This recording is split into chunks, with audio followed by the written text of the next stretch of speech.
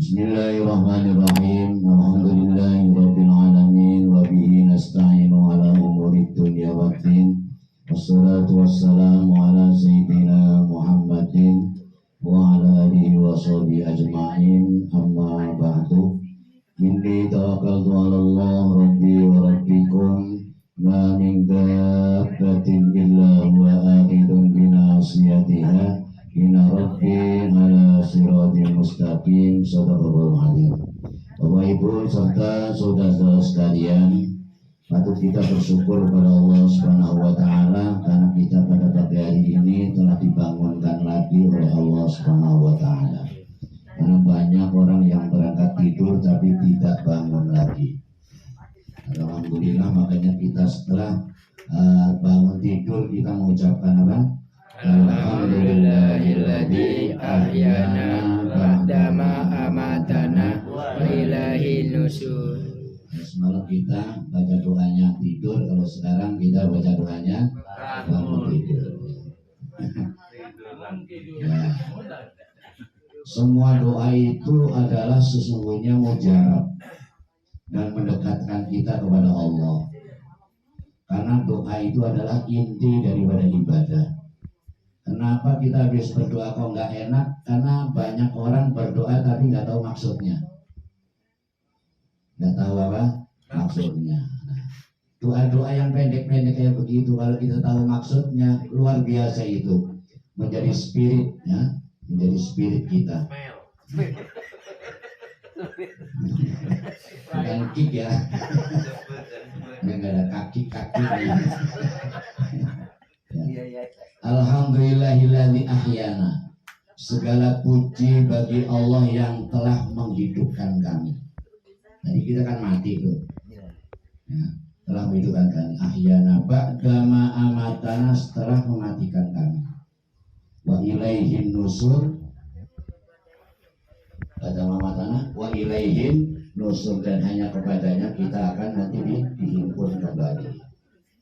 Nanti mati lagi. Karena kita tadi hanya mati, hidup lagi,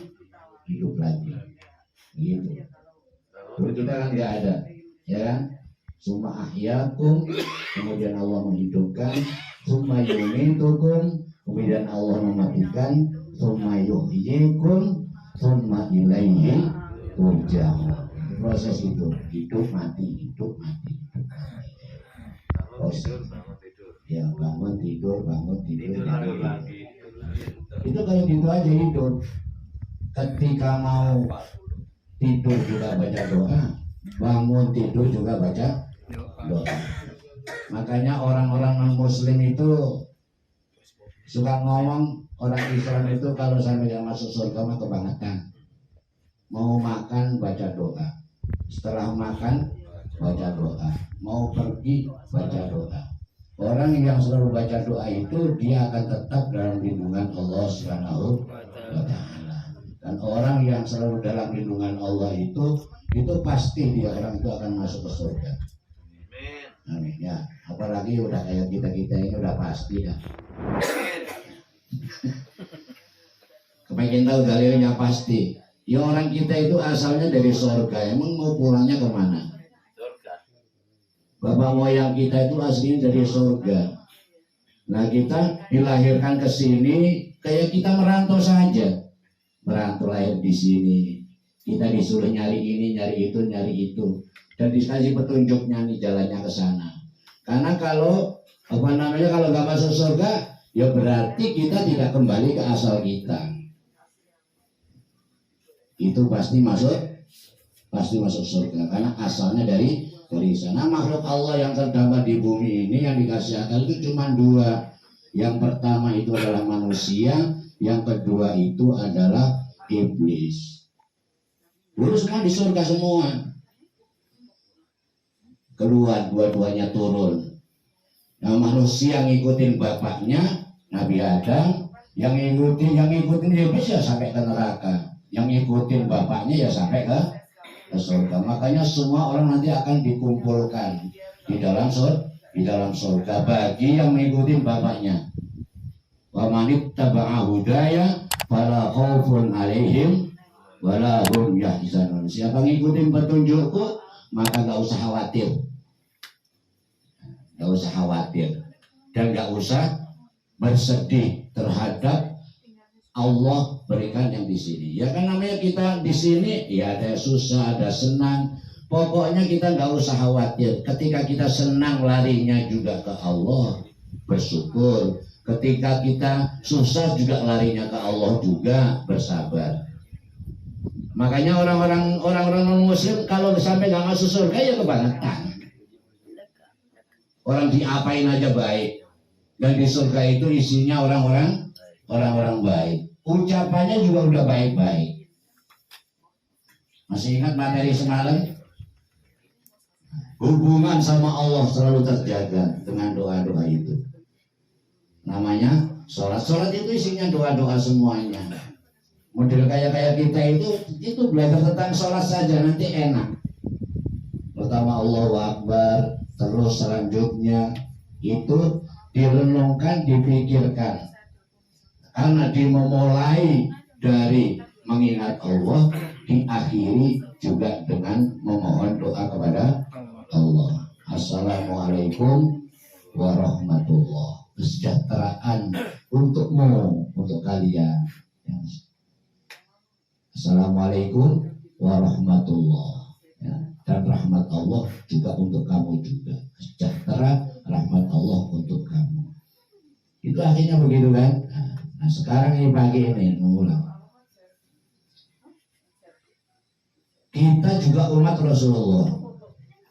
Nabi itu dia tidak ridho ketika satu pun umatnya masuk neraka. Ketika itu Nabi ditawarin oleh Allah. Kamu kepengen apa Muhammad? Kepengen pangkat? Kedudukan apa Nabi? Kepengennya aku tidak kepengen satu pun umatku yang masuk. Walau sahabat tiga roboga batanto akan aku kasih kamu minta apa saja. Sekarang Nabi saja dia menginginkan tidak satu pun umatnya masuk ke neraka. Nabi. Makanya siapa yang dia setelah bersyahadat berarti dia telah selamat dari api neraka. Ini kafir dari kecil, tiba-tiba umur 70 tahun dia bersyahadat, dia selamat dari api neraka. Enak kan? Enak. Masya Allah begitu mudah. Makanya orang-orang muslim kalau sampai nggak masuk ya kebangetan. Begitu mudahnya kita masuk ke dalam surga. Baik udah sholat, udah zakat, udah haji, udah ngaji, itu udah pasti. Ya, sudah pasti. Orang rukun Islam itu cuma 5, sedang surga itu ada 7. Ya nggak? Coba kita merenung nih, kok gak mau masuk surga? Ya memang gampang sekali. Nah sekarang kita kalau sudah sholat, sudah ngaji, sudah masa masuk neraka? Sedangkan Allah itu maha pengasih, maha penyayang. Kira-kira nih, ini direnungkan. Kira-kira Allah tega nggak? Yang maha pengasih, penyayang itu masukin ke neraka yang model kayak kita ini? Kira-kira nih? Pasti nggak tega, karena yang lebih parah dari kita masih banyak. Kurang kerjaan amat masukin kita ke neraka. Iya kan? Ya gitu, itu pasti yang nggak sholat banyak, nggak puasa banyak, masa lokan kita yang sudah kayak begini nggak masuk surga. Jadi kita mesti husnudon kepada Allah Subhanahu wa Ta'ala. Kita harus baik. Begitu aja supaya husnul khotimah aja perjuangan kita. Nggak kudu berat-berat amat. Ya itu tadi mau berangkat tidur doa. Nanti kalau mati umpamanya kita nggak bangun lagi tidur, itu namanya husnul khotimah. Setelah itu bangun tidur baca doa lagi, ya kan? Mau berangkat baca doa, semua itu dalam naungan Allah Subhanahu wa Ta'ala. Makanya kita tidak usah terlalu nggak usah terlalu suudzon. kepada orang-orang yang mungkin belum diberi taufik oleh Allah bisa melaksanakan seperti apa yang kita lakukan. Karena itu tadi kita mesti sadar bahwa surga itu ada tingkatannya. Dosa juga sama, ada dosa kecil, ada dosa besar.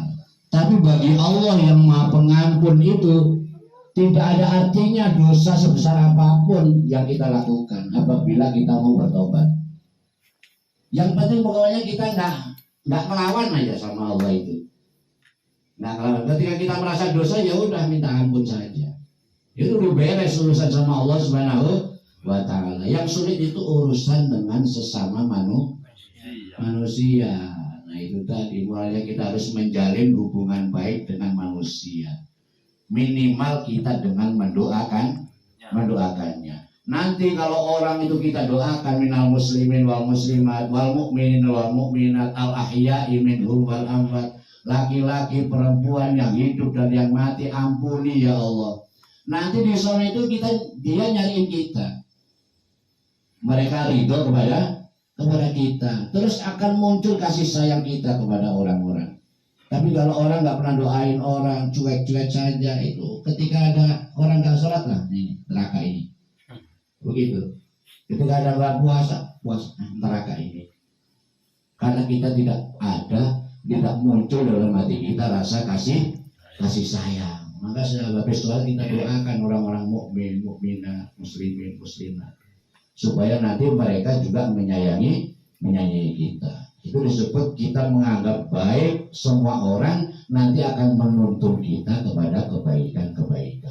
Tapi kalau kita sudah menganggap buruk terhadap seseorang, kesalahan-kesalahan seseorang, ya nanti kita juga akan menuntun kepada keburukan.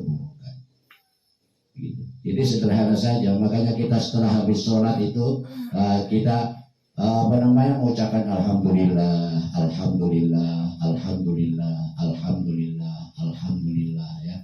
Berapa kali? 33 kali. Subhanallah, subhanallah, subhanallah 33 kali. Allahu Akbar, Allahu Akbar 33 kali. Berapa jadinya itu? 99 tambah 1. Nah, 99 digenapi dengan la ilaha illallah wahdahu la syarikalah lahul mulku wa lahul hamdu yuhyi wa yumiitu wa huwa ala kulli syai'in qadir. Itu wiridan kayak begitu saja, pendek, tapi itu luar biasa khasiatnya. Kata Nabi, siapa yang baca itu maka dosanya akan habis walaupun bagaikan buih di lautan. Makanya ketika kita habis sholat, kenapa rasanya enteng? Karena apa? Karena dosanya diampuni. Kenapa berangkatnya berat? Karena kita membawa dosa. Berangkatnya kan berat kan? Nah, tadi coba nanti bandingkan kita berangkatnya sama pulangnya ringanan mana? Ya, tapi pulangnya kadang-kadang langsung pulang cepat. Kenapa? Karena saking entengnya. Dosanya sudah diampuni oleh Allah. Memang ini kesannya bercanda tapi benar. Ya, bercanda kelihatannya tapi serius ini. Ya. Nah, sekarang istilahnya subuh, ya. Kita setelah sholat sudah diampuni, sudah bersih tuh. Nanti kita baru tuh bergaul tuh, ngomong ini, ngomong itu, lihat ini, lihat itu, makan ini, makan itu, ngomongin ono, ngomongin itu, nah itu dosa itu. Nanti tiba dohor, nanti habis itu diampunin lagi, ya kan? Udah begitu lagi, itu kayak gitu, ketemu ini, ketemu itu, ngomong ini, ngomong itu, makan ini, makan itu, itu dosa lagi. Ya, pasti ada dosanya, pasti. Baru keluar dari masjid juga udah bikin, ya. Apalagi ketemu teman, ketemu orang, udah di situ. Nyolak ini, nyolak itu. Nah, iya begitu. Ya itu udah. Tapi kita enaknya begitu. Ya kan nanti tiba sholat lagi, enaknya begitu. Udah sholat aja yang begitu itu kalau menghapus dosa-dosa itu. Ketika kita rukuk itu Bu, ketika kita rukuk itu tuh rontok itu dosa-dosa itu. Rukuk kayak begini nih, rukuk itu rontok tuh. Makanya jangan buru-buru, biar tuntas dulu. Ya kan? Bro begitu. Rontok semua. Ya kan? Masih belum bersih. Sama kita digoyangin ke atas lagi gitu. Langsung dituang, ya kan? Ke bawah. Susepin ke bawah. Kedua kali itu semua dosa itu tuntas. Seandainya dosa itu hitam, lantainya putih, maka pasti dia akan berubah jadi hitam. Seandainya kelihatan dosa itu. Sayangnya tidak kelihatan. Dan itu tiap hari kayak begitu saja kita. Bersih dari dosa. Dan itu tadi, karena apa? Hubungan-hubungan kita yang baik seperti semalam itu, sholat, sholawat, silat, dan silaturahmi itu dilakukan saja itu saja tiap hari. Sebisa-bisa kita sesuai dengan kemampuan kita. Semuanya tidak ada perintah Allah itu yang memberatkan kita. Karena semua dilakukan sesuai kemampuan. Sholat itu juga ya harusnya berdiri. Tapi kalau nggak mampu, boleh sambil duduk nggak mampu boleh sambil berbaring nggak mampu boleh sambil telentang, ya kan? Telentang nggak bisa, nggak isyarat, ya kan? Nggak bisa juga, nggak. Nanti kewajiban kita itu akan dilakukan oleh saudara-saudara kita. Kita disolatkan. Yang biasanya jadi makmum, kita jadi imam kalau di depan. Itu kemuliaan bagi orang-orang yang beriman. Itu kayak begitu. Jadi yang kita lakukan itu semua perintah itu sesungguhnya itu melindungi kita dari macam bahaya, baik bahaya dunia maupun bahaya di akhirat. Jadi udah kayak begitu saja. Wiridanya kayak begitu saja. Nah, sekarang karena ini bulan Agustus, yang mesti saya sampaikan juga. Kita harus bangga bersyukur bahwa kita ini apalagi dijadikan oleh Allah tinggal di Indonesia ini. Ini gak main-main Pak. Kita bisa merasakan seperti ini karena perjuangan orang-orang dahulu kita, yaitu para pahlawan. Semoga dicatat sebagai syuhada. Amin ya rabbal alamin. Kenapa dinamakan pahlawan? Pahlawan itu asal kata dari pahlawan. Jadi orang yang berjuang hanya mencari pahala. Dia nggak ngapain pengen dari itu. Berjuang mengusir penjajah karena ada perintah dari para ulama bahwa penjajah harus dihapuskan dari muka bumi. Mereka berjuang. Makanya sekarang mereka disebut pahlawan. Kita juga sama nanti. Kalau kita membangun masyarakat, menjadikan masyarakat menjadi baik, nanti setelah kita mati, nanti juga akan dicatat juga sebagai pahlawan.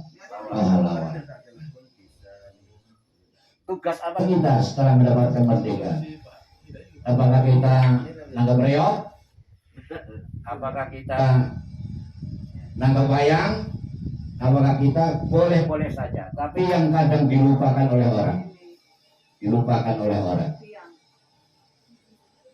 Kalau menurut konsep Quran disebutkan idza jaa nasrullahi wal fath. Jika sudah datang pertolongan Allah dan kemenangan, wa ra'aitan nasa yadkhulun, dan kamu sudah melihat orang-orang sudah berbondong-bondong masuk ke dalam Islam. Kita udah melihat belum? Orang-orang berbondong-bondong memeluk Islam, udah melihat belum? Ya. Yang apabila sudah datang kepada manusia pertolongan dari Allah serta kemenangan, dan kamu sudah melihat orang-orang berbondong-bondong masuk Islam. Ya kalau di sini mungkin enggak karena udah Islam semua. Tapi kalau kita pergi ke sana, ke Eropa, ke Amerika, ke luar negeri sana, oh nggak sedikit kalau segereja masuk Islam, sekampung masuk Islam, sekantor masuk Islam. Ini udah berbondong-bondong saudara kita. Dan di kita juga sama, masjid semakin bertambah, musola semakin bertambah, tapi penuh semua. Lihat kalau hari Lebaran itu, adalah hari Jumat, semua penuh. Orang sudah berbondong-bondong menyadari masuk ke dalam ajaran agama Islam. Kalau sudah seperti itu, apa tugas kita? Fasabbih bihamdi rabbika, maka bertasbihlah dengan memuji Tuhanmu, wastaghfirhu, dan beristighfarlah kepadanya. 3 tuh ya tugas kita. Fasabbih bihamdi rabbika wastaghfirhu, bertasbih. Nah ini sudah kita lakukan semua. Habis sholat sudah subhanallah, subhanallah, subhanallah, alhamdulillah, alhamdulillah, alhamdulillah, alhamdulillah. Wastaghfirhu, kita sudah astagfirullahaladzim. Tapi kita tak merasa bahwa itu adalah bagian mengisi kemerdekaan. Orang kalau ucapannya 3 itu, subhanallah, masya Allah, alhamdulillah, insya Allah akan dibimbing oleh Allah.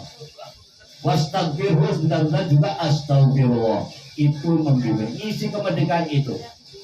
3 itu. Setelah kita berucap, tinggal kita menindaklanjuti ucapan kita. Subhanallah, kita mesti ta'ajub terhadap keagungan Allah Subhanahu wa ta'ala. Ta'ajub ya.